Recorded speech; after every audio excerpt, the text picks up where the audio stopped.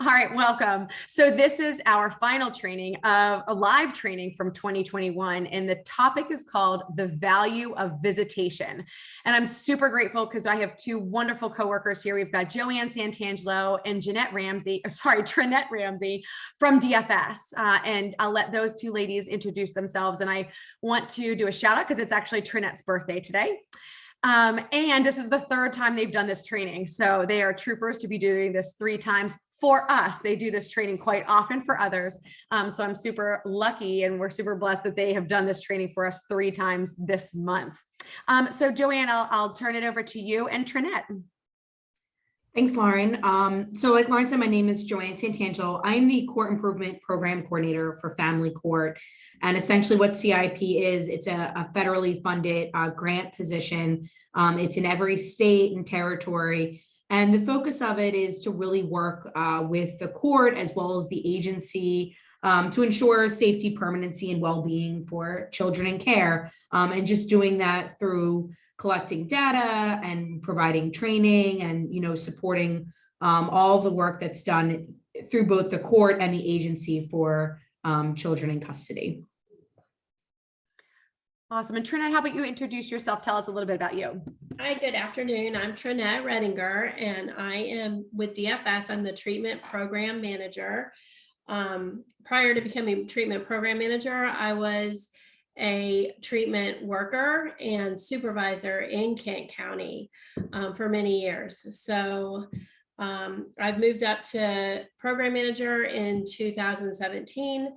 And so my role now is really developing policy, practice, training, contracts. I monitor several treatment contracts and just overall support of treatment and ongoing services for our caseworkers and our families. That's what I do. Awesome. So JoAnn, I'll turn it over to you if you want to jump right into your PowerPoint. Yeah, and I'll just give a little background before I start the PowerPoint, just to let all of you know.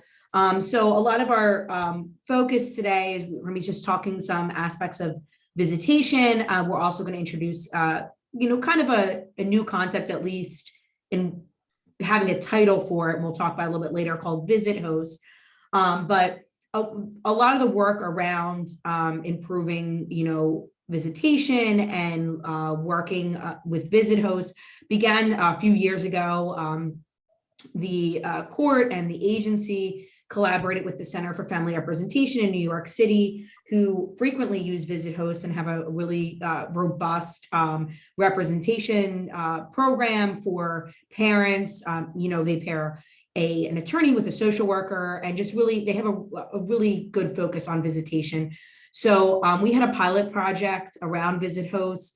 We had a lot of really good feedback around that. We wanted to make sure that we were talking about it and, providing some information around visit hosts, but also just how important visitation is between parents and children, for children in custody or in the child welfare system. So we wanted to provide a presentation about it, and we're calling it a presentation rather than a training because we don't know if anyone needs to be really trained on how valuable visitation is for parents and children, but just kind of wanted to provide some additional context and some other ways of thinking about it. So we provided this to all of the workers in treatment, investigation, permanency, and some other stakeholders back in October of 2019, and then a couple months later, the world shut down literally. So visitation obviously has looked very different the past year or so. And we're going to talk about that a little bit later as well. But we wanted to make sure that we were giving everyone an opportunity to kind of circle back to really, what is so important as far as making those connections, and whether it's through a visit host or some virtual visitation, just ensuring that it's happening. So just to give a little feedback and background about kind of how we got started. And if are you able to see that? Yeah. Yep. Okay. Okay, I got the little signal. It was good. So just for today, just some things that we'll be going over and talking about. We're going to be discussing the impact of visitation for both on children and on parents, a visitation policy review. So Trinette's going to be going over some of the DFS visitation, the policy that they have, and some other statutes, some Delaware statutes that really help kind of guide around visitation. It's not just, on a whim of what the judge wants or what a DFS worker wants. There is something, in writing that people have to abide by as far as ensuring visitation between parents and children. So discussing some of those tiers of visitation and what that might look like. And then how best to use those tiers to ensure that visits are occurring. And then finally be able to talk about visit hosts. And I don't have it on the agenda, but we are going to kind of talk a little bit about how COVID has kind of impacted visitation and some other ways of looking at that.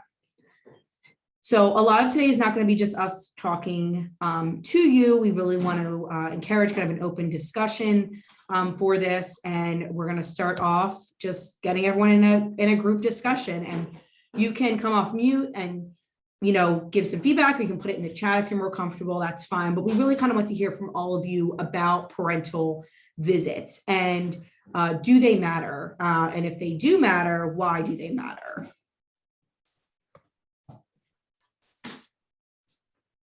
So like I said, if you're comfortable coming off mute, that's great, feel free. If not, you can put it in the chat and I can read the feedback. So why do parental visits matter? So between parents and children.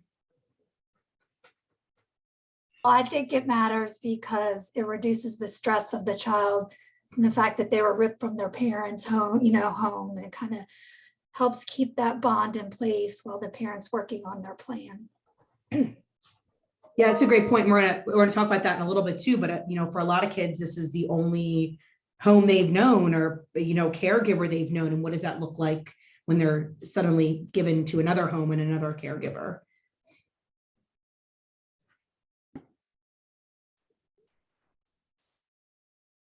Does anyone want to add to either that comment or have a different perspective on it? I think parental visits matter because it gives the child a feeling that the family structure hasn't been broken down so much that they, have no connection with their parents or the other siblings, but especially with the parents.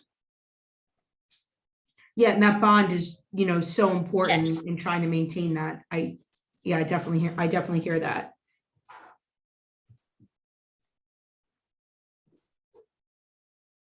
We have lots more group discussion questions that we're going to have everyone get to. So don't worry if you don't get a chance to respond, but you can always feel free to still put some comments in the chat. But we have another group discussion question, and it is about parental visitation. And is that important to achieving reunification?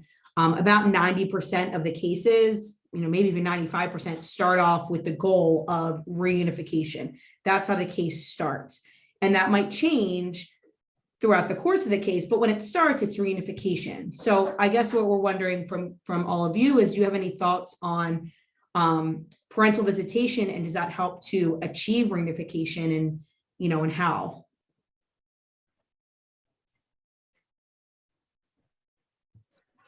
I think it does.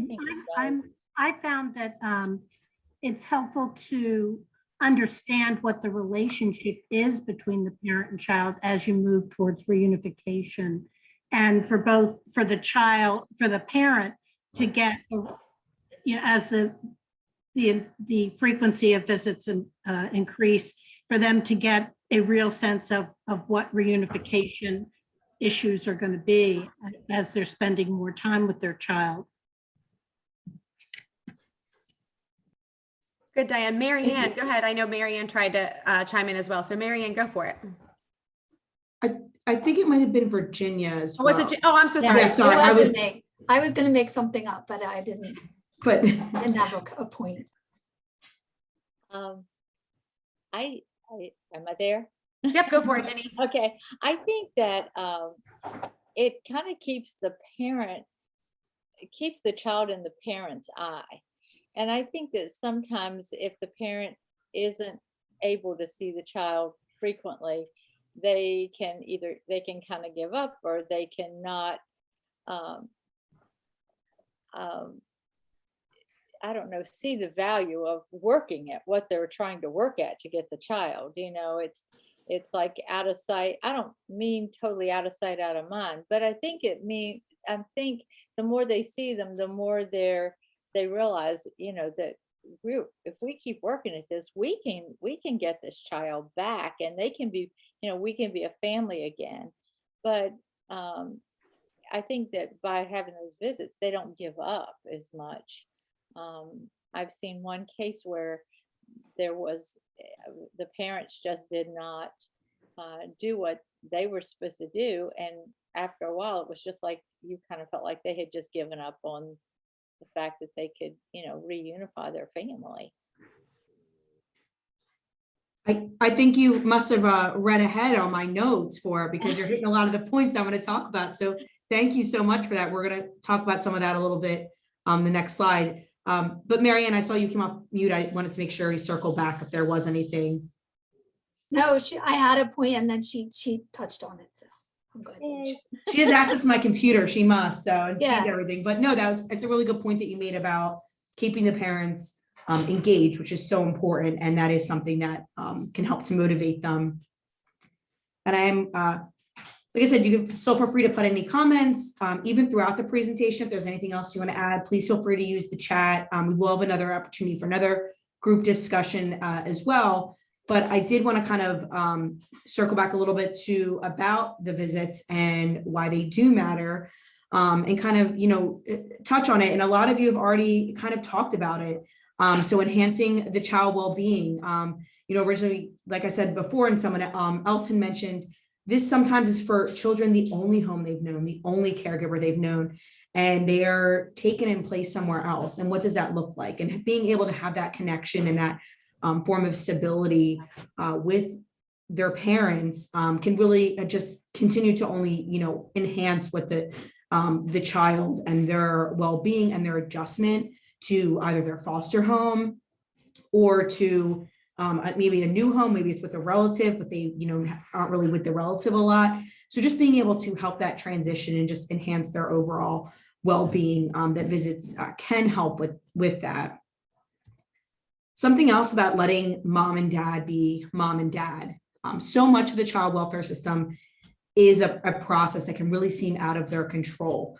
Even though we all kind of see, oh, well, no, you have control over the decisions you make and things like that. But in that period of time, for a lot of parents, they don't have control over where their child is or being able to see their child every day. And being able to know that they have these visits and where they're going to be and when they're going to be, and you know, what that's going to look like, and kind of provide some normalcy to a situation. I mean, we're going to talk about that a little bit later, also just about the, you know, location of visits, but just being able to have them is really important to allowing parents to feel like they're still the parent, even though their child is not with them all the time. And the motivation to stay engaged, and I think that's something Virginia was discussing. You know, for some parents, this can be a really demoralizing process. They already are suffering from mental health struggles for some of them, and not having their children with them can sometimes lead to this sort of self-fulfilling prophecy. So they think, I don't have my children with me. Everyone thinks I'm a bad parent. You know, I'm just not going to do anything. You know, I just feeling really bad about myself. And this, I know it's what everyone thinks about him. So what do they end up doing? Maybe not coming to visits, not following through with the case plan. And then what does everyone think? They're a bad parent. They shouldn't have their kids with them. And it's kind of like this cycle almost for them. But being able to have the visits and motivate them and know that it's something that's going to be consistent, and the length of time and the location, which we're going to talk about in a little bit, can really help for the parents to stay engaged working with their FI or their worker or their attorney, and coming to court and coming to visits and completing elements of their case plan, so that at the end they can have what they ultimately want, and that's to be reunified with their children. And that brings us to just keeping the focus on reunification and having better permanency outcomes. Like I said, I think about 90 or 95% of the cases start out, the goal is reunification. That can sometimes change, and then sometimes it doesn't, or sometimes it stays reunification for several months or several years, you know, giving the parents these opportunities. But it really keeps them focused on, you know, there is this light at the end of the tunnel for them, and it's going to be their children. And that is a goal that everyone that's involved with the case has. The other side of that is also just improving permanency outcomes. Sometimes with visits, and I know I've seen this before in some cases, is it kind of leads the parents to think, you know what, I don't know if I can do this, but I see how well they're responding with, my cousin that they're staying with, or with their foster parents that have been, really engaged with me in this process. And this might be a better outcome for them. It might lead the parent to think, you know what, I think maybe changing the plan is going to be best. And maybe it is for a guardianship or an adoption. But at the end of it, it is about achieving timely permanency for children. So hopefully that's reunification. But if not, we hope that they can spend as minimal amount of time in the system as possible. And we're going to talk about some of that data a little bit later. So when we're talking about visits, we kind of want to know what makes a parental visit quality, what makes the visit a good visit. Like I said, you can come off mute or put anything in the chat as well.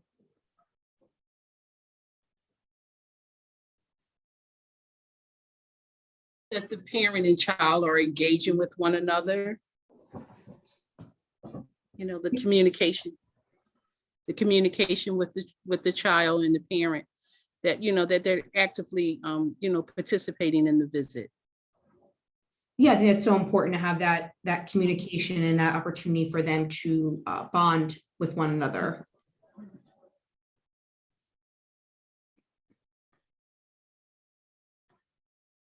Did anyone else have any thoughts about what? I have. Oh, sorry. I think the fewer people that are there, the better. I had a case where there were a lot of people at the parental visits early on, and the parents really felt like they were being scrutinized because there were so many eyeballs on them. Yeah, that's a great point. I swear we must have saved the best for last with this group, or you guys have a look into my PowerPoint, but no, that's a really great point. We're going to hear more about that part of visits a little bit later as well, but because that doesn't look like, you don't have like 50 people in your house when you're spending time with your kids, do you? Unless you're from a big Italian crazy family like mine, but usually it's just the parent and the child, and we want visits to look like that, what they're familiar with. Does anyone else have any thoughts about parental visits? I think there needs to be some affection. If your child is, if it's a visit and the child and the parents don't touch, or there's no hugging, or there's no apparent, excitement in the parent to see the child, I think a child can feel that. And so I think there needs to be, I'm excited to see you and you're excited to see me. There should be some type of emotional connection. Yeah, and I think and hopefully visits are occurring, and we'll talk about this on the next slide, frequently, because I think it's also about seeing that happen over the course of them as well. And then what kind of does that placement look like to ensure that they can do that? Jessica mentioned, if there's a lot of people there, is that different than when it is just one-on-one and they're able to really feel like they can communicate with one another? But it is important that they have a time to, be able to express themselves as they would, at home. I think someone put something in the chat, allows the parents to see how the child is doing at the foster, and if they have concerns, they can ask questions. Yeah, that's a great point. They're not, usually these visits are not occurring at the foster home, and, maybe if they know the child's, on a phone call, they're at the foster home, this gives their first one-on-one for them to check in with the child and see how they're doing. And maybe even engage in, if the child says, oh, well, I don't get the book that you used to read me at night, might give the parent an opportunity to reach out to the worker or the foster parent, if they're not there at the visit later on, and just saying, hey, Johnny mentioned to me he really likes this book, and I didn't think to mention it before, but now that he brought it up, could I maybe share this book, or could I read it at nighttime? Like, could we have nighttime calls? But it really gives an opportunity to hear what's going on at the foster home for them. So feel free to keep putting things in the chat. This has been really great discussion. Just talk about some other aspects of a visit being quality. And we talked about some of them, but frequent visits. So I know there's We're going to talk about some of kind of what DFS has. We're going to talk about some research around this, but as frequent as possible. Obviously, we always want to ensure safety, but just having the parent know that. Also, getting on a good schedule is also good as well for the parent, and knowing a schedule that's going to work for them. We talked before in another training that it seemed like the parent was just never coming to the visits, and it turned out, well, 1 to 3 on a Tuesday doesn't work for them, and 5 to 6 work better. And it just took some communication, but finding out, what that was. But also frequent. It can be hard to go into it being like, I know I'm going to see my kid, but then it's a whole other week till I see them again and spend time with them. And it just gets so hard, and it takes me almost that long to kind of recover from missing them. And then I see them and then I have to start all over, but maybe knowing, hey, today's Tuesday and I'm going to get to see them. And then Thursday they have basketball practice and I'm going to that. And oh, Friday they have a doctor's appointment. I'm going to see them then. It kind of gets you motivated for that next visit. And then being able to say to your child, hey, I'm going to see you in like the next day is a little bit different than, oh, it'll be next week. So just making sure that if you can, that the visits are frequent. The length of time, it does matter. If you, like we talked about before, especially if there's a lot of people there, you might be nervous. So probably by the time you settle down or the child settles down, the time is almost up. And then what was kind of accomplished. So making sure that the visits can be as long, as possible, and maybe around an activity also. Having a visit at a park, or even just watching them at a game and then being able to see them afterwards is totally different than spending 2 hours sitting in a visitation center. And sometimes that's the only visit that can happen, and that's understandable. But just thinking of what those frequent long visits can look like for the family and the child. Minimal supervision is needed. I think we touched on this before about having too many people there. If obviously safety is always going to come first, and the agency knows that, and the court knows that, and I'm sure all of you as CASAs know that. But whenever possible, to not have a lot of people there, sometimes it can make the parents feel like, well, you're just here to see what I'm doing wrong, and I don't always know what I'm doing. I might be wrong. Because the other part of that is kind of norms and values. So we all have what's normal to us and what our values are, and it might not be the same to everyone else. It just might look different. I think we all have, there's a standard obviously of ensuring safety, but maybe normal for the family is we watch this one TV show, every night. But for you, well, I grew up never watching TV with my parents. We didn't do that. We talked or we read books. And that might be great, but it might not be for them. So kind of knowing what the family had done before and what was normal to them and what their values are around things like that, and trying to make that as easy as possible for them during the visits. And outside the agency, whenever possible, like I mentioned before, obviously, we're going into winter now. There's not going to be too many outdoor visits that can occur. Unless it's like a sledding opportunity, which might be really fun, on a snow day. But like when it's nicer out in a park, or even, like I said before, a doctor's appointment, if that's coming up, even if it's going to be, well, no doctor's appointment's ever been 15 minutes. I don't know anyone. They can tell you it's going to be, but you have like the 2 waiting rooms, you have a first waiting room, then you have a second waiting room and all of that. But that's time that they could be together in all of the waiting rooms that they make you wait in. And then they're just in there with you, but being able to have that time with them, can be important. And it has on another visit. It says, hey, we're here in the visitation center on Tuesday, but Friday you have that doctor's appointment. I'm going to be there. So being able to kind of get outside of the agency or a center into other kind of normal situations is always ideal. And that kind of brings us to the last one about activities that mimic family life. Being able to have them feel, again, that sense of engagement in the process. So if they can start to engage in activities that kind of mimic what it will be like back at home, they can start to visualize and anticipate, what, this is going to happen. I'm going to be able to take them to their doctor's appointment or to their practice, their basketball practice, or to their play that they have on, or if any schools, I don't know if they still do, like they have let you come there at lunchtime and sit with them. but being able to participate in something outside the agency and in activities that mimic family life are always going to be important. Sorry, that's my dog howling. If you can hear her, she hears something. So next, I'm just going to talk a little bit about visitation research and data. I promise this is not going to be boring. You know, I'm a big data nerd, so I like all this stuff, but I have some information on the slides, but Lauren is going to get all of this sent out. So if you want to look more deeply into any of the studies or the data that I show, please feel free, but I'm not going to go into too much detail. So you don't have to zone out on this part. I promise. So, sorry, I should have said, sorry, I want to just back up a little bit. I know I talk really fast. Was there any other comments? I didn't see anything in the chat. Anyone else want me to touch on anything that we had just talked about before? Okay, feel free to put use the little emojis for a hand up or put something in the chat, because I can just go on and on. I have my little slides here to kind of keep me on track, but so there is research behind all this. I promise it's not us just being like, this is what a good visit is. You know, there's research that talks about this and talks about it in a way that shows outcomes and what the outcomes show when we have visits that are kind of set up in the way that we were just talking about.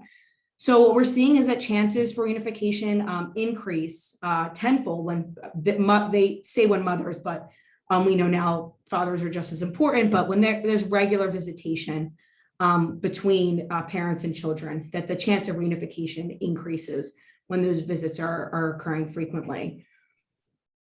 Also, for children that were visiting frequently, they can have shorter stays in out-of-home placement. So we talked about that before as well, just that time to permanency. Our hope is that it is reunification, but even just shortening the time that they're in care is also extremely important. Also, frequent visitation can ensure that the reunification is lasting. I used to work with clients in juvenile justice, and I always said, I want this to be your last stop, not your first stop. And I think that's the same for kids that are in care. We don't want this to be just their first stop and they're continually coming back. We want them to be able to, if they're in the system, reunify and then be able to stay with their parents. So being that reunification to be lasting. Also, the frequency of the parent-child visitation tended to be higher when the child was involved in kinship care. So I know that's something that Delaware has continued to try to focus on, is improving the number of either relative placements or kinship care placements. And we are implementing some additional resources for workers to have to improve that. But even if they're not able to be in a kinship care, if we know the foster parent is kind of looking at them and they are also committed to that child reunifying, that can also go to increase the frequency of the visitations.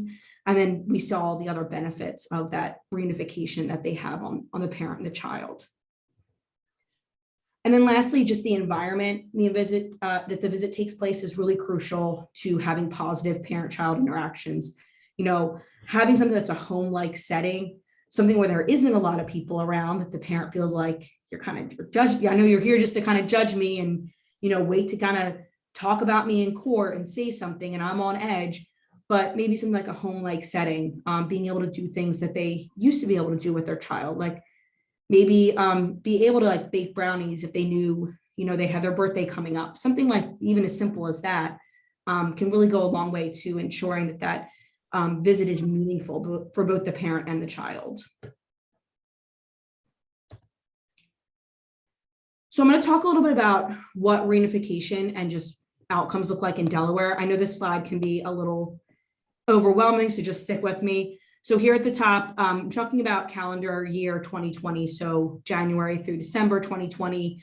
The average length of stay for all children that exited care during that time was about 21 months, so a little less than 2 years. I know 2020 can often have this kind of like asterisk, like, oh, it was a pandemic year. So I will say that just being in the Delaware data for a while, I can say that what I think was actually interesting is even with the pandemic, we were seeing an increase in reunifications. But other than that, I think the other data points kind of stayed very similar. But I will go through this all very slowly. So looking at these blue bars right here, this is going to represent the number of youth that exited to that particular outcome. So you see down here at the bottom, we had youth that exited to adoption, or they aged out, or they went to a guardianship or a permanent guardianship, or they reunified. So for instance, in 2020, there was 88 youth that exited to adoption. And here at the far right, you saw there was 118 youth that exited to reunification. And this red line here represents the average number of days that it took them to exit to that outcome. So again, starting on the far left, of the 88 youth that exited to adoption, took them on average 845 days to exit. So over 2 years for them to be able to exit care to adoption. And then down here, and then over here on the far right, saw for the 118 youth that exited to reunification, took them on average about 264 days, or about 9 months. We're seeing about the shorter length of stay when it comes to reunification. And some of the longest length of stays were for adoption. And if you look at for the youth aging out, even though there was 78 youth aging out, it took them on average almost 1,200 days. So over 3 years of them being in care before they were able to exit. And as we all know from some outcomes, when we hear about youth that age out of care, they generally have worse outcomes than those that go to a permanent outcome, such as adoption or reunification or guardianship. And just to give some context here about the permanent guardianship, even though there was 9 youth that exited and the average length of stay was 575 days, just wanted to remind everyone that permanent guardianship does come with some requirements that are very similar to adoption. So that can sometimes result in a longer stay than when you look at just guardianship, that they were in care about 338 days, even though there was more of them, 52 youth that exited. So just wanted to give some context as to what we're looking at for youth that are staying in care and that their length of time. But I will say that we've seemed to have a lot of youth that have exited to reunification, even during the pandemic. But it is a data point that we continue to monitor and track, and be happy to always share that information with Lauren to pass on to all of you if you're ever interested in that. Did anyone have any questions about this slide or need me to go over anything in particular?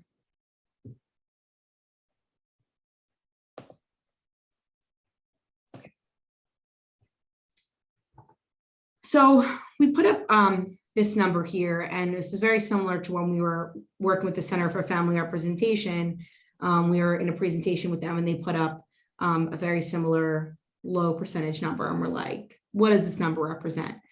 And I'm not gonna make all of you guess. I won't have it as any kind of anticipation, but if you think about the slide we were talking about previously, we talked about reunification, which was the lowest amount of days. Kids were in there an average of 264 days, about 9 months. That was the lowest amount of time that they spent in there. But if we're thinking about visits with their parents, and we're thinking about a minimal visit, minimum amount of time they can see their child, which is usually about 2 hours a week. And that's usually kind of when they first start out, they get 2 hours a week. And sometimes that can increase and sometimes it can't, but at minimum, they get 2 hours a week. It's about 1% of their time. So for those 9 months that they're in care, only about 1% of the time do the parents really get to spend with their children, if we're looking at the minimum number of visits that can occur during that time period. And we wanted to include it in here because it really stuck with us when we were talking to the Center for Family Representation and trying to focus on visitation, because we realized that was something we wanted to improve on, and we wanted to give tools and resources to everyone so that that number could be improved because of everything we know about how important visitation is to not just the parent, but the child as well and their outcomes. So another way to kind of look at it is with this chart. So if we're thinking they're in there 9 months, 36 weeks, and if they're in there about 2 hours a week, that's about 872 hours of visits, or maybe about 3 full days out of those 9 months, or out of those 270 days, 3 days they get to really spend with them. And we got some feedback from a training before, and someone said, well, you're not with your child 24 hours a day. They're sleeping or they're in school. But I'm sure for many of you who are parents or, have someone in your care that's really important and matters to you, or that you live with all the time, even though, yeah, they're sleeping, hopefully 8 hours a night, where they're at. And if they're down the hall, you can go in and check on them. And yeah, they're in school, again, about maybe 8 hours a day, but they're in school, and you know what's going on with them. And you know that if you needed to, that you would be able to go into the school and check on them, or talk to them if they needed you or having a bad day. So it is a little bit different of going from being with them 24/7 or knowing where they're at, to knowing that I have to wait till my Tuesday visit from 1 to 3 to have some time with them. So we wanted to kind of show this we wanted to kind of frame it in a different way of thinking about it when it comes to visitation and what it really looks like from the parent's perspective.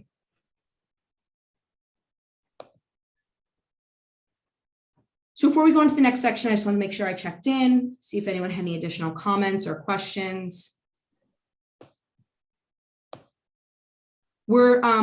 There's a online magazine. I believe they have hard copies, I guess they would be said, called Rise Magazine, that has this visitation video. And we actually saw this when we were up with the Center for Family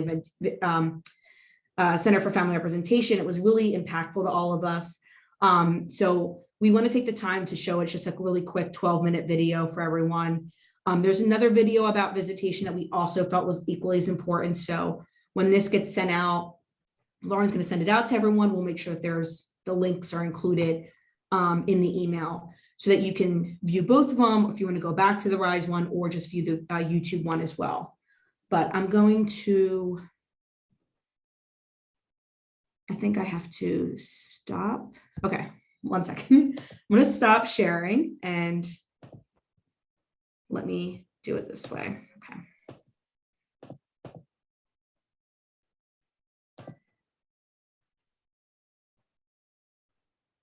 And then I'll start again when I need to. Okay, wait, here we go. Okay, so okay, is everyone able to see this screen? Yes. Yeah, okay. Yes. Still good? Everyone can still see it? Yes. Okay. Yes. All right, so let me get this started and I will, so about 12 minutes.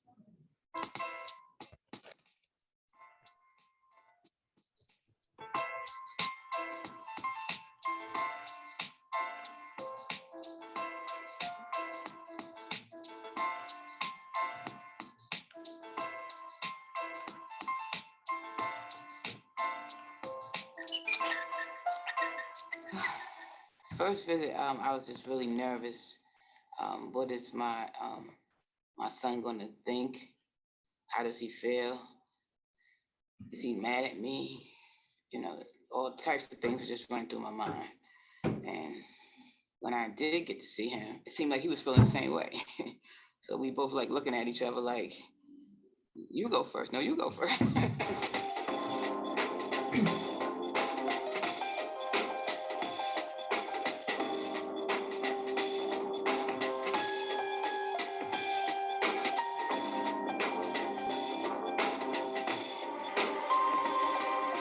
I was really angry that they had my son and that I even had to be going to the agency to visit him. Like, I didn't understand why he couldn't just come home.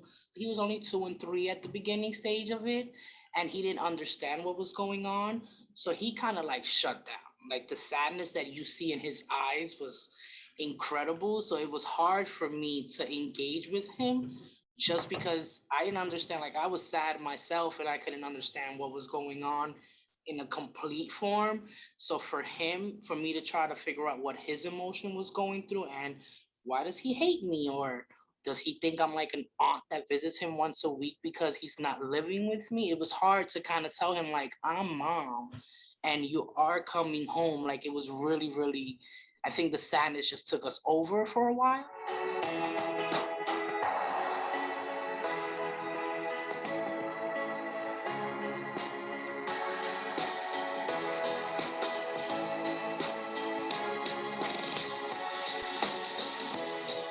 It's hard because they were in foster care for a minute before with my aunt before I started doing the visit. So it was kind of hard getting to go back into routine to seeing them, and they didn't recognize me, they didn't know me, they know my cousin was the foster mother and they knew her as mother, and it impacted me a lot.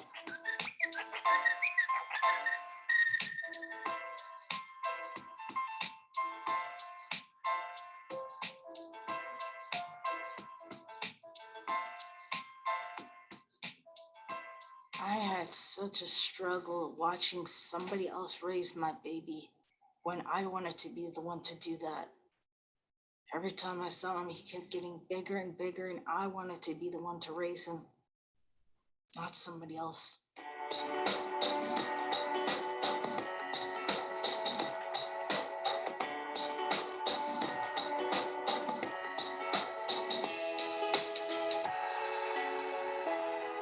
Once your child's removed from you, that's the ultimate powerlessness.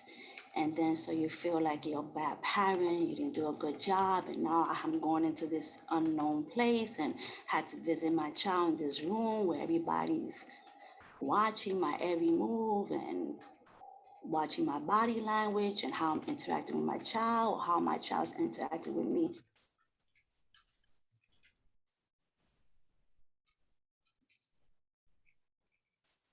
There wasn't much said to me about what would happen.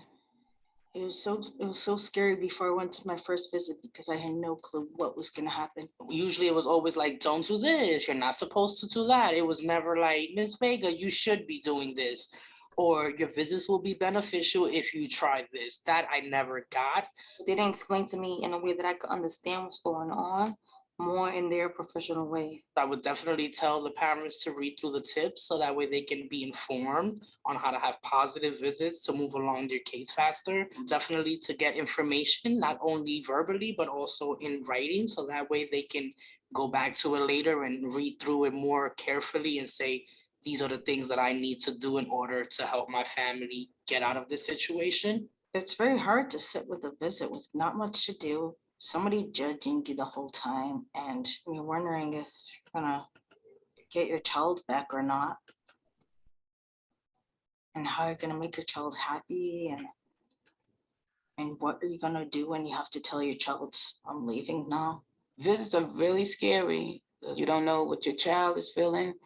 You already know what you're feeling. You're nervous. So if you're nervous and you're scared, you better believe that child is feeling similar feelings.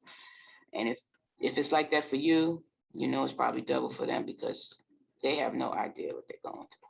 It just feels like you're visiting in a jail because, you have people watching you and telling you what you should and shouldn't be doing with these kids. So I think even for the baby, it felt like a change of environment. Like we're used to playing in the park and running around and jumping on sofas and, being kids. And we wasn't allowed to do a lot of those things at the agency. So even when they said interact with your child, we wasn't sure what that meant. Usually you bring items that are familiar or a comfort to the child, so everybody's happier that way. If you keep bringing the same game or the same toy that your child loves so much, makes the visit go so much easier. Once I got my craziness together, it was easier because I had a better communication with the caseworker now, and I would tell her like, this boy's always jumping on the sofa and what am I supposed to do with him? And then she would advise me like, bring a coloring book, bring some crayons, bring an arts and crafting, something to read with him, or bring snacks. That way you have activities for the 2-hour period and time goes by really quickly when you're interacting with the child and not paying attention to the clock.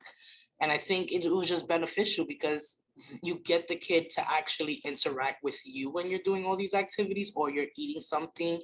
I used to tell my families a lot to bring homemade food, so that way children can like get that family taste still in there, or just bring things from home to do together, or album books, show the baby how the rest of the family is, just to keep that family connection somehow.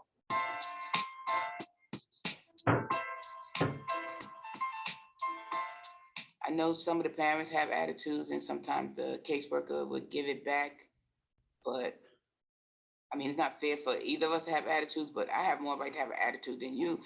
My child is here, your child is home. So I may have a little attitude, just help me to get through it and give me some reassurance of the things that I can do to help get my children home, my child home. A little coaching. I was fighting with the worker in front of the kids. She said something to me I don't like. I started cursing, yelling, raising my voice, screaming at her. And they had to call cops on me and remove me from the area. I became very chaotic. At the time, I didn't care, honestly. I just wanted to give up. So at the time, I was just on a mode where it was, F this, I'm not dealing with this. The kids could go with my cousin. I really don't care. I'm gonna do what I have to do for me, and I have other kids. I didn't realize the situation where it's always gonna follow you. ACS is always gonna. When there's one in the system, there's two in the system. It just keeps going back and forth. So I just left it alone after that, and I did what I had to do when I had my second daughter. I think the caseworkers sometimes don't understand how hard it is for a parent. Just the fact of losing your children is difficult in itself. All the embarrassment you feel of actually walking in an agency feeling like you did something bad or you did something wrong. I think caseworkers should acknowledge that that feeling is real to parents and that shame does not go away overnight. And we have to build trust in order to communicate with them a lot better on what we need. Parents should expect for their children to be a little nervous or unsure what's going on. So you have to be the stronger one and say, I'm going to be there for my child, and do what you can to comfort the child. A lot of parents already been in the system when there was a child. So they come in as a grown up and now their children is in the system. It's like a cycle. And if they've been traumatized in the past, whether it's physical, mentally, emotional, verbal abuse, then I think a caseworker should be mindful how they come across the parent. Because even though maybe the caseworker might feel like I'm just being myself, the parent might feel, it's like a threat to them because of the past trauma they did not get resolved. If you see a shift, like 1 minute she was okay and now she's getting hostile, it could be a reason. There's a reason behind that. Maybe she felt the way your approach to that parent might have been a reminder of a certain moment in their past. I would have to give credit to my fifth caseworker. I would say that she was the one that came up to me and was like real and honest and was like, you're the one that's holding your case back. You're angry, and your anger and violence is just showing people that that's how you react to all situations.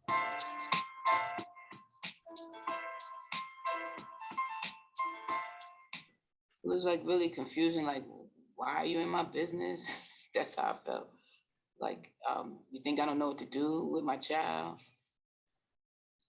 If you're gonna come in, just come on in and sit down. Don't keep going in and out like that. It was a little annoying.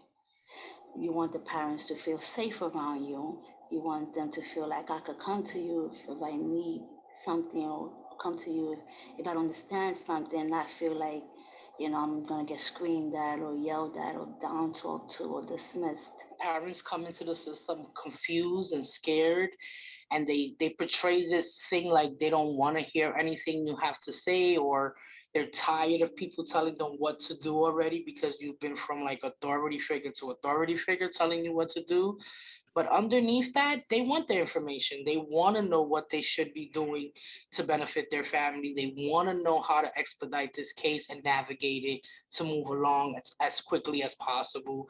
The visiting coach there, she helped us deal with, the situation, the kids come into foster care and how to bond with them, how to get to know them a little bit better once they're in foster care. She also helped me out with, doing icebergs, learning things about the kids, what they like, what their favorite colors is, what they like to do in the playroom. Brought me to a different group called Baby and Me, where we teach the kids how to clap and how to grow and do other activities. They want to know what to do. They want to know where to go if they need certain help with anything. They want that information. They might not directly tell you, I need the information, but I think by you just giving that information willingly would help the parents for success, will help them to move forward and have a better understanding of how the process goes.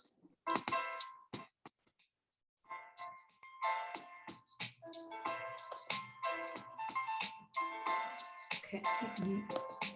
Oops, sorry. There we go. I can share this.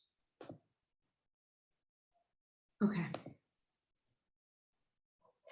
So I didn't know if anyone had any additional comments or questions about the video before I turn it over to Trinette. Like I said, we're going to send out the videos, and then just the risemagazine.org has lots of really great information on there, including about visits and how to improve visits and make them quality, and some other really great information. So it's a really great website to look at if you have time. But I'm going to turn it over to Trinette now for some information regarding Delaware visitation. Yeah, good afternoon. So I'm going to really talk about what visitation looks like in Delaware, talk a little bit about our statutes and Delaware code, and then what our DFS policy manual says. JoAnn, you can go on to the next slide. All right, so this slide really talks about some of the different statutes, family court rules, policy guidelines within DFS, just to kind of show you that visitation is important throughout our laws and our code and throughout our state. So, for example, the first statute shows that the state has a basic obligation to promote family stability and preserve the family as a unit. Parents have the right to attend and participate in activities related to their child. Family court states that rules are to be liberally construed to accomplish the purpose of achieving safety, stability, and well-being. And then throughout DFS policy guidelines, our parent handbook, it talks more about visitation, that visits may occur at our office, at a supervised visitation center, or even in the home. And it's the parent's right to have reasonable visitation with their child while they are in foster care. The caseworker will reach out to relatives to explore whether they might be able to provide some supportive services to the parent and child. And parents have a right to participate in the planning for the child's needs, which includes education wherever possible, and participate in any medical decision making. You can go to the next slide. So our visitation policy purpose, starts out that around visitation, it's really important to maintain the parent-child attachment. We have, kind of talked about this throughout the presentation so far, but just, when children are removed from their home, they are attached and bonded to their children, and we want to maintain that attachment. We also want to reduce a child's sense of abandonment. Again, when they're removed, a lot of times that happens. Maybe most of the time it may not, they might not know that it's going to happen. So there might not be a lot of preparation to it. You may or may not show up to the parent's house with the police. You take this child into custody and place them in a home that they don't know. They don't know the rules. They don't know the people, and they don't know where their parents are. And so visitation can really help reduce that sense of abandonment. Am I going to see my parent again? It also preserves their sense of belonging as a part of family and community. I think somebody said earlier, they talked about that family connection. We don't want it to be broken down. We want them to still be connected. Again, a lot of times when children are placed in foster care, they are not placed in the community, not among people that they know, and a lot of times not even within their own culture. And so we want to make sure that we're trying to preserve all of those things for that child. And it also prepares for reunification. And we've talked a lot about that already. You can go to the next slide. All right, so this is really specific out of the DFS policy around visitation. We encourage workers to schedule regularly within a minimum amount of time between visits. So we don't really prescribe for this age, you have to have X number of hours and X number of days a week. It's not really prescribed to that extent, but we really want the visits to be regular and not a lot of time in between visits for all age groups. Visits are held several times per week, contingent upon the child's age and development, as well as the permanency goal. And so again, visits are really family by family, it's not cookie cutter. It's not one type of visitation fits every family. A visitation plan should be developed jointly by the caseworker and the parents or guardians, and in consultation with the child's attorney, the child's tribe, if the child is an Indian child, the child's foster parents, and where appropriate, the child. So we really want a plan to be developed with the team around the family. And some of these elements in this plan should be like the date that the plan starts, the people who are present for the visit. So is this visitation only for mom and dad, or is this visit for siblings, for grandparents, for kin? Like, who all's allowed to be at the visit? How often is visit going to be? What's the frequency?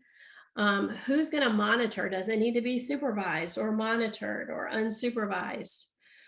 Where's the visit going to take place? Is it going to take place in the DFS office? Or is it going to take place somewhere else, like the community, a park, or the family home? And transportation arrangements need to be thought about. How are the parents going to get to and from the visit? How's the child going to get to and from the visit? You can go to the next slide. We also ask that the caseworker, in conjunction with the parents, determine the location of the visit. It's always important to find ways for the parent and child to have natural interactions. So, I encourage you to think about, a lot of times we do have visits at the office. You may get 2 hours once a week or twice a week at the DFS office. But, really, is the DFS office the most natural environment? No. It's really not. And, I can't imagine, I think somebody said in the video, and even earlier in the presentation, like, you go into this office and all these people are just staring at you. So you have somebody sitting in a chair because the visit's supervised and watching your every little move. That is the least normal. And I couldn't imagine trying to perform or have a meaningful visit with all of that going on. I'm worried that I'm going to do something wrong. So we really want to encourage natural interactions if possible, like going to the park, playing ball. If it's safe to go to the parent's home, go to the parent's home, maybe bake cookies or brownies, like different things, different activities that would make both the parent and child feel a little more normal than sitting in the office. Ideally, visits should involve parents in routine activities of parenting. So, for example, attending school functions. If a child is playing football on the high school football team, why can't the parents come watch their child play football? It may not be possible in every situation, but there, you can certainly ask questions, and if it's appropriate, why can't they do that? Or as JoAnn said earlier, maybe go to lunch and eat lunch with the child at school. Think about special occasions. How can they celebrate maybe a child's birthday or something that is special? And then also medical checkups. Our parents have parental rights until we ask the court to remove those parental rights.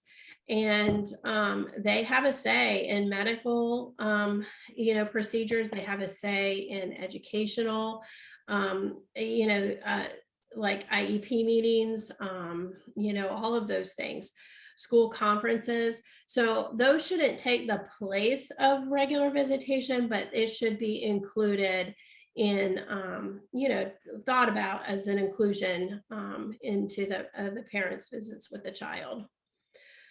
We also have to remember fathers have a significant impact on the lives of their children, and so they should get equal consideration and involvement in visitations. A lot of times we think moms, but it's also the dads that we have to think about too, and they should be allowed to visit. And then around incarceration, we're not saying that a child cannot visit with a parent who's incarcerated, but we have to determine whether or not it's in the child's best interest. And if they can visit, what is the best way for them to visit? So maybe there's a grandparent or an aunt or uncle or relative, somebody who visits on the weekends, and maybe they could take the child with them for visitation. If it's not really in the child's best interest to go to the prison, then perhaps we can find a different way to continue that connection, such as letters, pictures, things like that. But we don't want to just forget about those parents who are incarcerated or even maybe hospitalized or in a treatment facility. You can go to the next slide. So really, COVID-19 really impacted visitation between our families and children. I'm sure you guys, many of you are probably aware how visitation looked very different. We had to learn really, really quick how to conduct a quality visit virtually, because at the beginning of the pandemic, we were not doing face-to-face visits, even with caseworkers and families, and between families and their children. And so what we had to learn was different engagement techniques. And so, our family interventionists especially really tried hard to work with families on how to engage their children virtually. I mean, a 3-year-old on a Zoom or a FaceTime with their parent for 2 hours, once or twice a week, that's just not going to happen, right? They're not going to sit for it.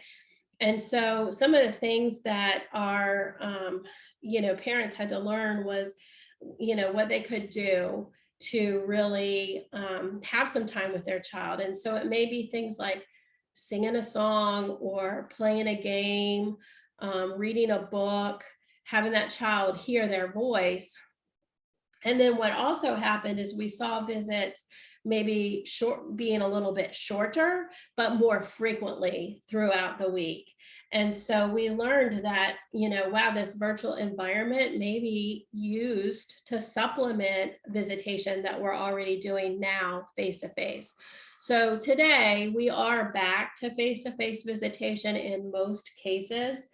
There might be a team who meets and determines that virtual visitation is in the best interest of the child.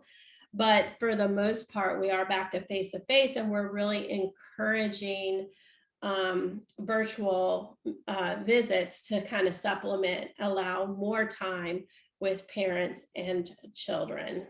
Any thoughts or questions, anything that you guys saw during visitation or heard about during virtual visitation that you thought really went well?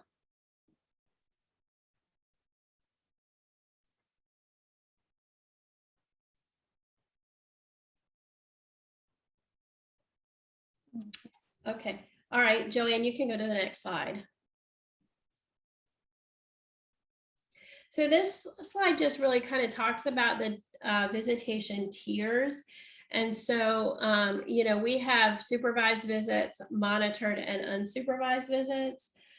Supervised visits are when eyes and ears are on the family at all times. So that's where you got somebody sitting in the room with them or following them around at the park, but eyes and ears all the time.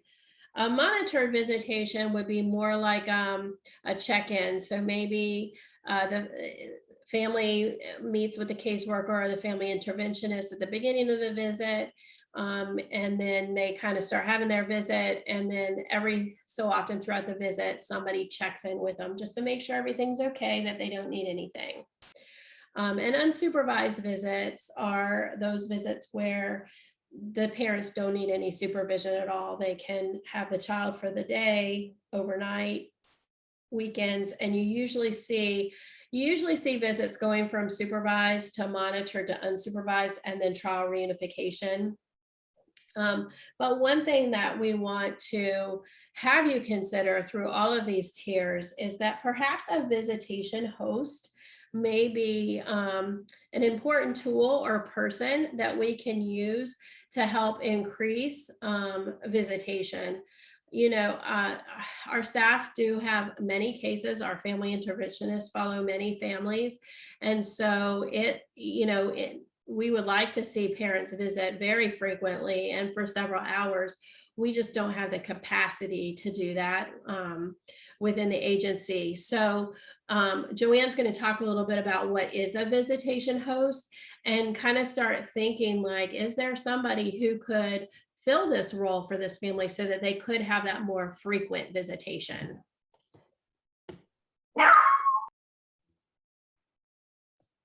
Thanks, Trinette. So when I was thinking of a really great way to explain visit host, because I think in some ways, this has maybe been something that was done before, so for instance, if Aunt Jane, was contacted by the division, but was just not in a position to necessarily, take the children living with her. And she just said, I'm not able to have them with me full time, but I'd be happy to help bring mom to see them or visit with them, that's, and essentially is the visit host. And that might've been something that was being done informally. Maybe this is something, a name on it, but we wanted to make sure that the workers weren't thinking of it as a new tool, there was something, something else they had to learn about, but, we wanted to think of it as something that would help them to be able to increase the visits and the frequency for the family. So I was thinking of a really good visual for it. And I don't know if anyone's familiar with the movie Angels in the Outfield. It was like a 90s movie, and it was about two little boys that were in foster care. And the one boy, all he wanted was, to be reunited with his father. And his father said, well, if the Angels win the pennant, you can be reunited with me. And of course the Angels were terrible and they're terrible record and no chance. And he prayed about it, and Angels came and they helped this team out. And it made me think, this is kind of what a visit host is.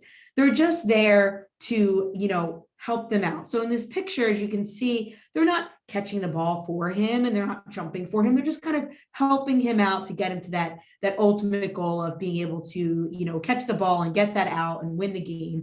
And that's what a visit host is. And it might not be someone that can take the children full time, but maybe they can help out with increasing the visits. Or for a mom that's maybe struggling with finding housing that's appropriate, they can provide that space so that the family can be together and maybe make popcorn and watch a movie together or bake brownies together, do something that really mimics their home life, even as mom's trying to get to that next stage of having her own place for that.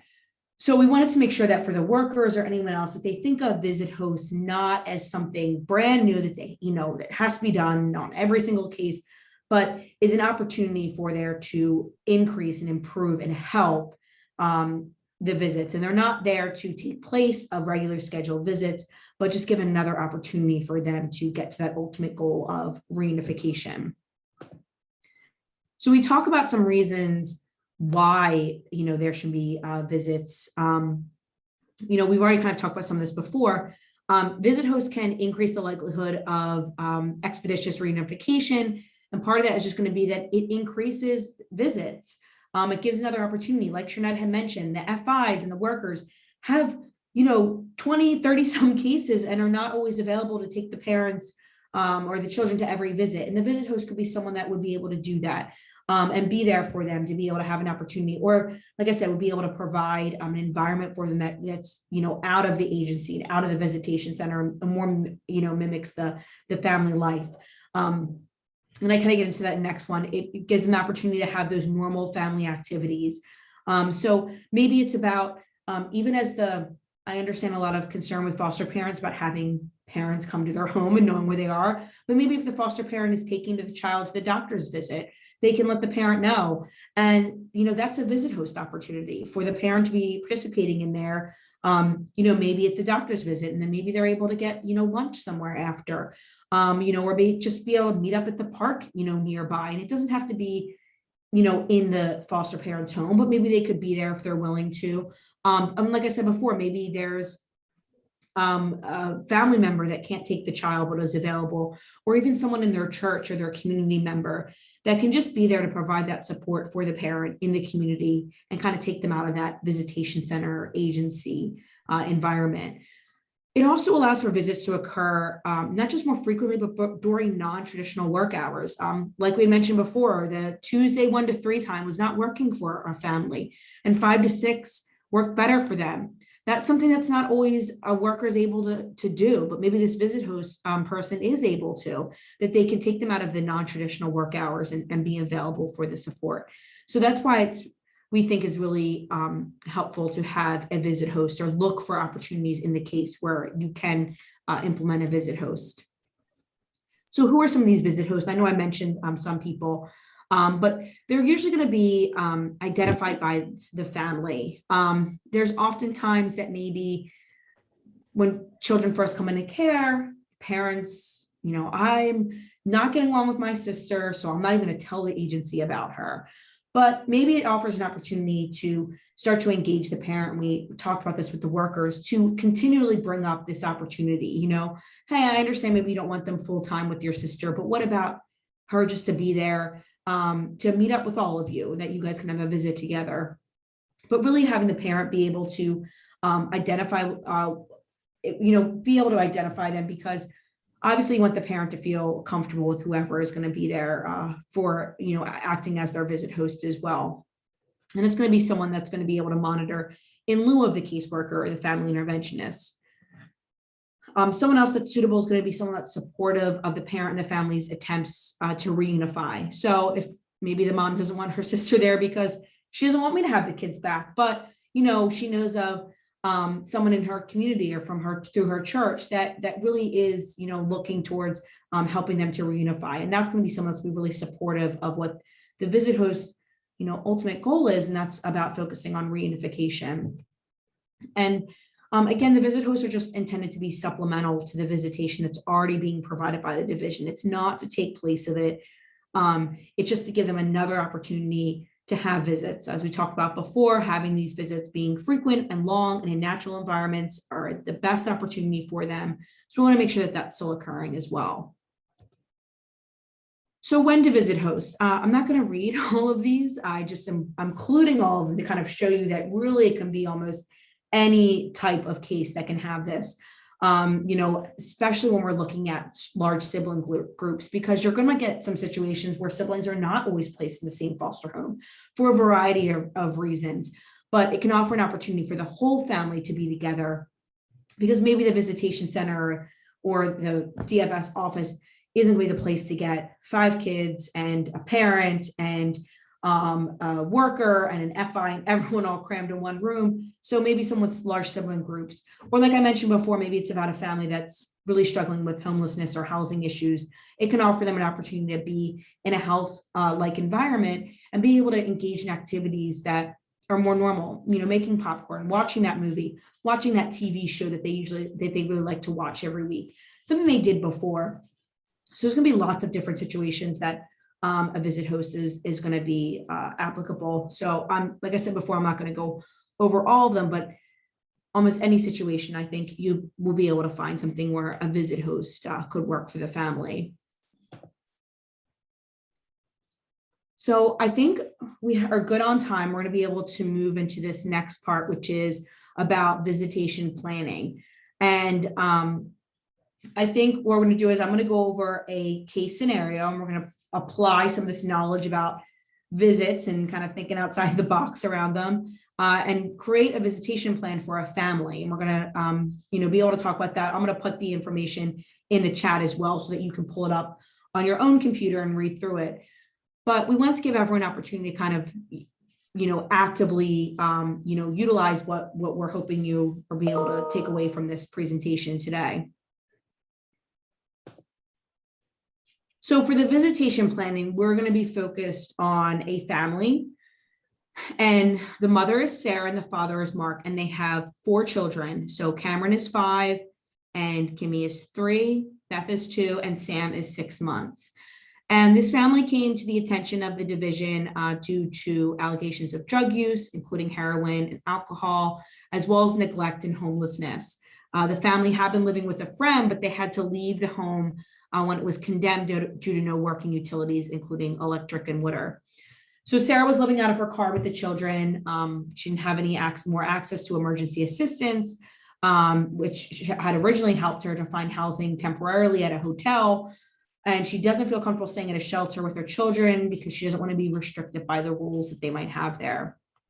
Mark had left to go to Maryland to look for work that's going to be more consistent than what he was receiving here in Delaware. And Sarah has not heard from him in a few weeks, and he doesn't know that they had to leave the home that they had been staying in. Mark and Sarah don't want any of their family to know about their current situation. Sarah's been using heroin for 3 years. She can sometimes leave the children alone in the car to meet with a dealer. She was in treatment prior to Sam's birth and was doing well, but she relapsed shortly after leaving the hospital. She uses heroin several times throughout the day and can often be sleepy after she uses it, and also become very irritable and depressed. And she often leaves the children alone in the car when she's going to meet her dealer. So Cameron, the 5-year-old, has really stepped up to take care of some of the younger children, and he is even able to fix Sam, the 6-month-old's bottle, and feed him. Mark is a construction worker and tends to drink alcohol throughout the day. And Mark and Sarah have both struggled to pay their bills in the past. Cameron's not enrolled in kindergarten at the moment. Sarah forgot to enroll him and doesn't have any documents that she needs in order to do that. Beth was exposed to substances as an infant. The children are behind on their immunizations as well. Sam has not been to the doctor since he left the hospital at birth, and the children are often hungry and tired. So we have 3 different scenarios to look at, and one's going to be when the children first come into care, and one's going to be when they've been in care 3 months, and one's going to be when they've been in care for 6 months. And like I said before, I'm going to put in the chat some more information about that. But we wanted to give everyone an opportunity to kind of read over this and see if you can, what scenario that you think would work for this family when it comes to their visitation plan. Oh, sorry, 1 second. Resume our recording so that way we can kind of catch our discussion. So we're back from our case scenarios, and JoAnn, your group had the 0-month visitation. So case just started. What did your group come up with? Did you have a speaker or a recorder? Yeah, so I'm going to show, we didn't voluntold everyone, but I know they're going to jump in here, but just wanted to show everyone kind of what we had put together and what it looks like. And obviously when they first come into care, we know it's going to look a little bit different than I'm sure everyone else, because our information that we had was just really limited, just about when mom first came in with all of the children. But we wanted to include in our visitation plan, obviously mom. We also wanted to include dad, even though we still did not know where dad was or had contact with him, but wanted to be able to, if dad was contacted and paternity was confirmed, have dad as a participant. And then we also talked about Sarah's friend. So her friend that came to the TDM meeting, we still don't know much about her, but we thought if mom felt comfortable bringing her as a support, maybe this is someone else to continue to be a support for mom. We had all of the children there, and then also both sets of foster parents. We thought that would be important for them to know, obviously, about what the visitation plan was. And then, as you can see, we'll talk about a little bit later, we looked at them as a helpful resource for transportation.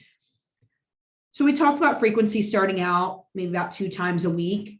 And that can help to account for if the visits need to be separate, because there are 4 children in 2 separate homes, but being able to have at least 2 times a week, and about 1 to 2 hours a visit for them.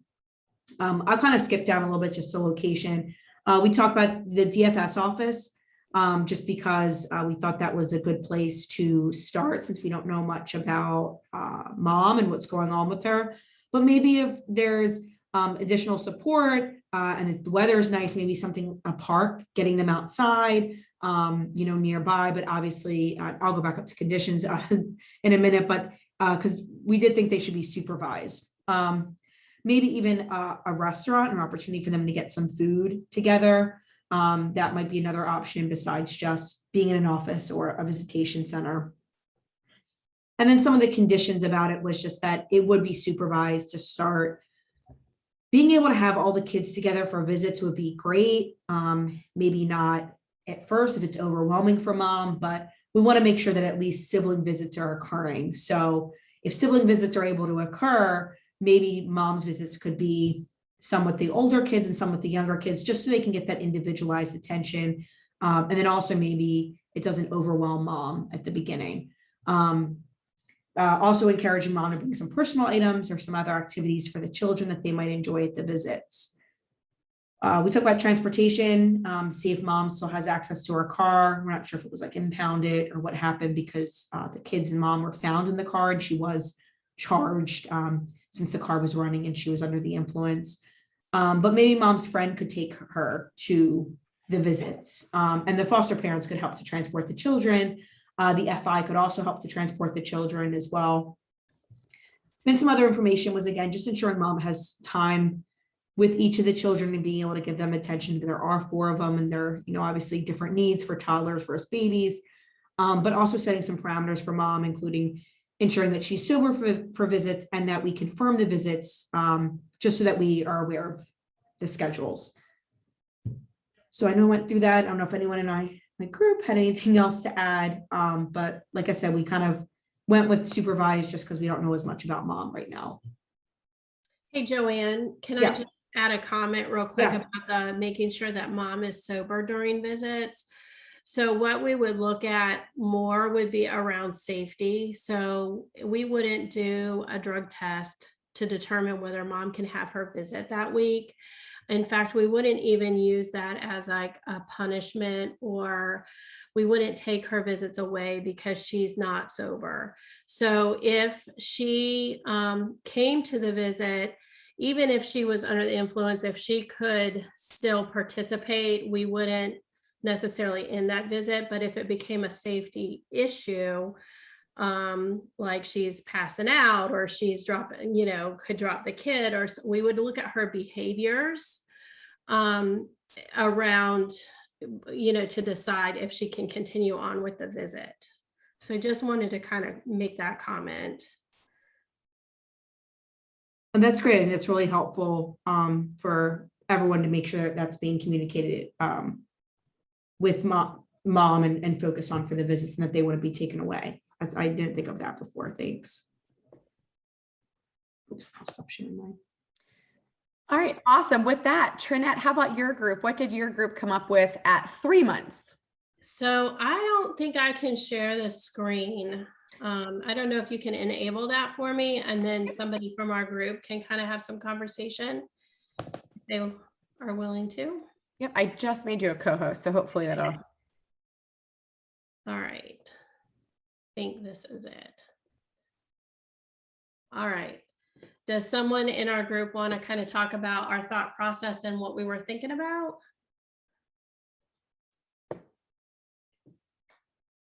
Everybody's quiet today. If not, Trinette, you can call on somebody. That's okay. That's all right. So we we're at, talking about a point in time when the kids were in care for about 3 months. And we had some interesting things going on with our family at this time. So one, mom was willing to enter into a treatment facility, a residential treatment program. Parents are both still homeless. Dad's trying to look for work and works when he can.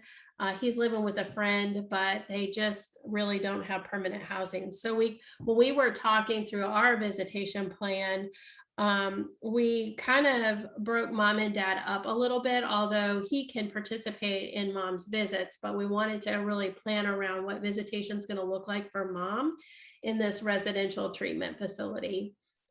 And so the frequency for mom was once a week, and dad can attend those as well. But if you look, I think it's under other information, we kind of had a bullet point, like, can children meet with mom at the visitation center? So that's something that we needed to kind of iron out.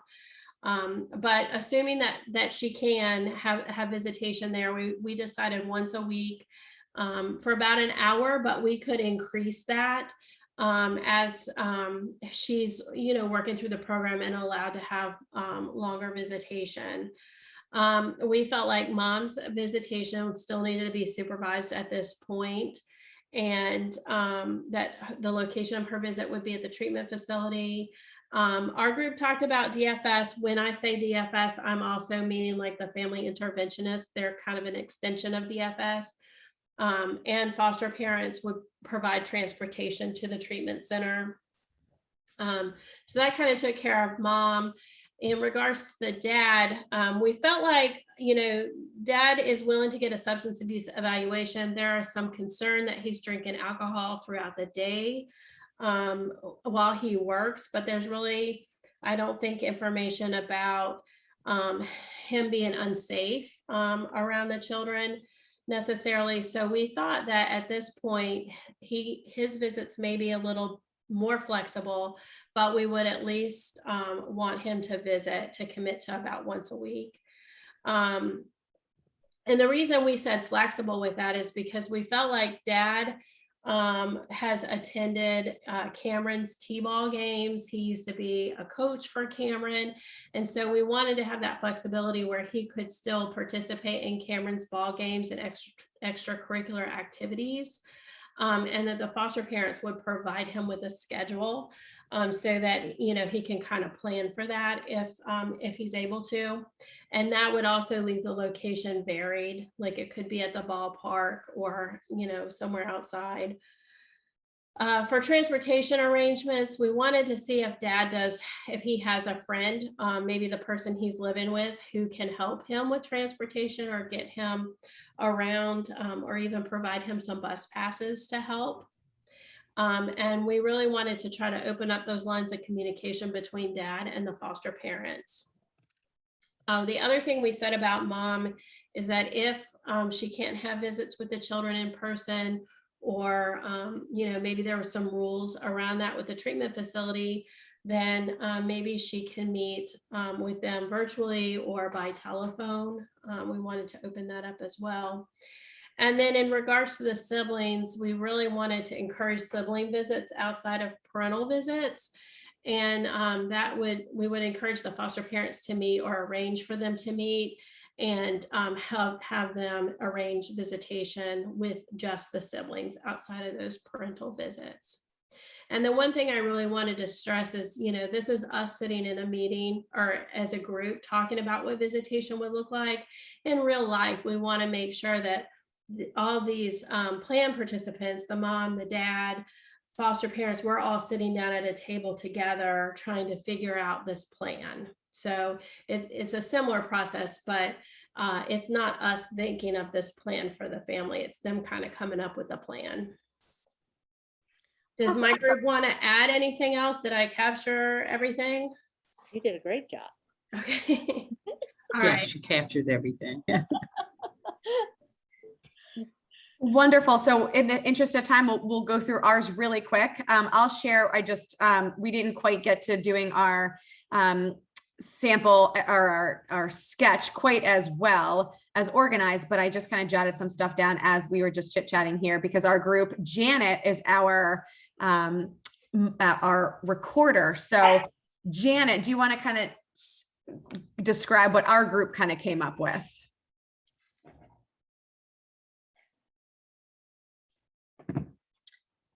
Janet Cornwell. Oh, Janet, honey, you're on mute. Sorry. Okay, I'm unmuting. Sorry. I have about 12 things going on at once, like the rest of us probably, but we felt like visits at this point should be more extensive and more in normal settings. This is the 6-month mark. And so we looked at the family resources that were being engaged in. The father is now living with his mother, Margaret, and we thought that would be a good location for visits. And the mother at the treatment center, we were looking at that as a resource for the visits also where she's staying. Thought it was very important to continue to support and build on the relationship of the two parents and not have everything be one parent versus another parent, and look for opportunities for them both to be a part of the visits as much as possible.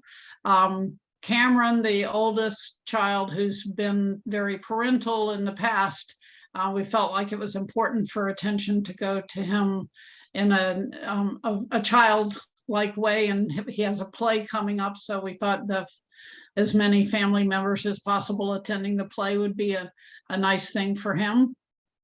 And what else, Lauren? Yeah, that was good. I mean, this family was super forthcoming now at the 6-month mark that we were able to identify some really involved, potential family members that would be willing to become involved. So we wanted to capitalize on that and really use what the family had, had brought forth at the 6-month mark. So things are looking good. Things are looking up. All right, so that concludes our activity. JoAnn, do you want to share the end of your PowerPoint? Yes, I will. 1 second. So the last thing that we wanted to focus on was just kind of circling back to our title. We talked about the value of visitation, but when we talk about visitation, we thought there's got to be a better way to kind of call this, because what do you visit the zoo, you visit a museum, do you visit with your children, or are you spending, family time with them? So we wanted to start to kind of refocus this, not just for this presentation, but just in general, when we're talking about this. And really it's about family time and how valuable that family time is, and really bringing it back and focusing. So when we talk about empowering parents, this is something that can really empower them also. It's not like we're allowing you to visit, like I said, but really kind of empowering them and getting them to think of, we want you to have family time. We want you to be with your family, and think of it in terms of they are still a family. And we think that's going to have a really powerful effect on engaging the family, as we know it's how important that is. So we wanted to make sure we showed this slide and how important our words are around this as well. And we do really hope that all of you were able to learn some new tools to take back with you today, and also learn some new information. I know we're coming up on time. I'd be happy to stay on and answer any additional questions that anyone might have or need more information on, but I really want to thank everyone for being here today and participating for our presentation.